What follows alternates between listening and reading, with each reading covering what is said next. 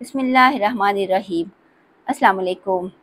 आज मैं आप लोगों के लिए नान खटाई बिस्किट की बहुत ही इजी रेसिपी लेकर आई हूँ। वीडियो को आपने एंड तक देखना है ताकि इसके कुछ इम्पोर्टेंट स्टेप्स हैं वो आपके मिस ना हो और आपके बिस्किट भी बिल्कुल क्रिस्पी बनकर तैयार हो जाएं। और अगर वीडियो अच्छी लगे तो मेरे चैनल को सब्सक्राइब करना मत भूलिएगा। तो आइए इसके इंग्रेडिएंट्स नोट कर लेते हैं। इसके लिए मैंने सूजी जो है वो हाफ़ कप ली है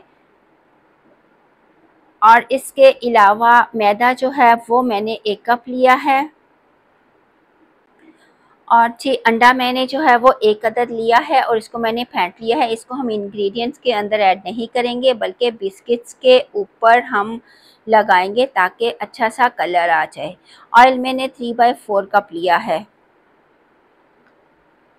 और जी ये मेरे पास 3/4 कप जी शुगर थी जिसको मैंने क्रश कर लिया था। और इसके अलावा मेरे पास बेसन है जो कि मैंने हाफ़ कप लिया है और इसको अच्छे से छान लिया है। तो थोड़ी सी मैंने इलायची पाउडर ली है और इसके अलावा थोड़े से हमें बादाम चाहिए जो कि हम डेकोरेशन में यूज़ करेंगे।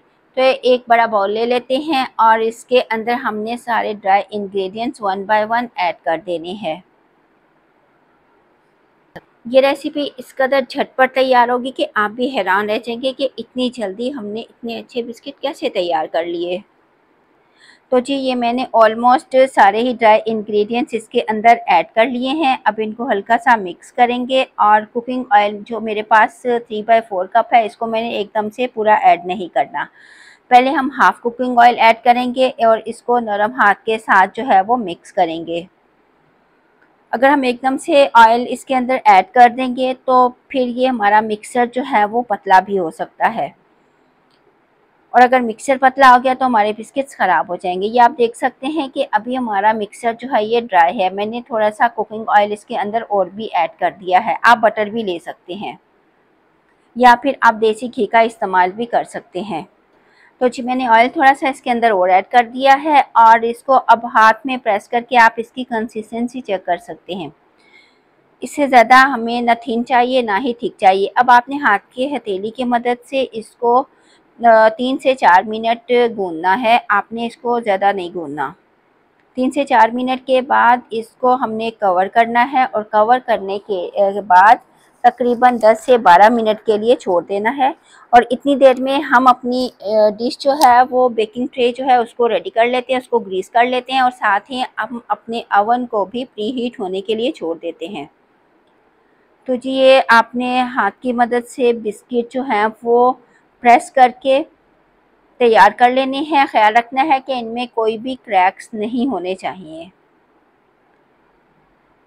तो जी बिस्किट मैंने तैयार कर लिए हैं और इसके बाद अब हम एक अंडा लेकर फेंटेंगे और वो इनके ऊपर अप्लाई करेंगे जिसकी वजह से इसका बहुत ही प्यारा गोल्डन कलर आ जाएगा।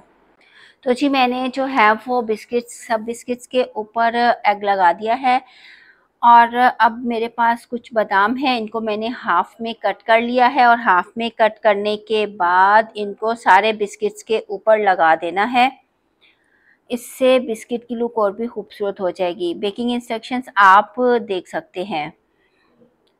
आपने इसको ओवन में रखने के बाद 1 से 2 बार रोटेट करना है ताकि हर साइड से अच्छे से ये पक जाए। तो जी बिस्किट हमारे बेक हो गए हैं। बेक करने के बाद आपने इसको 10 से 15 मिनट कंप्लीट ठंडा होने देना है और इसके बाद इसको डिश आउट करना है। अगर आप गर्म ही इसको डिश आउट करेंगे तो बिस्किट आपके टूट जाएंगे। तो जी व्यूवर्स मज़ेदार गर्मा गर्म नान खटाई बिस्किट बन के रेडी हो गए हैं। इसे चाय के साथ इंजॉय कीजिए और इस रेसिपी को आपने एक बार ज़रूर ट्राई करना है।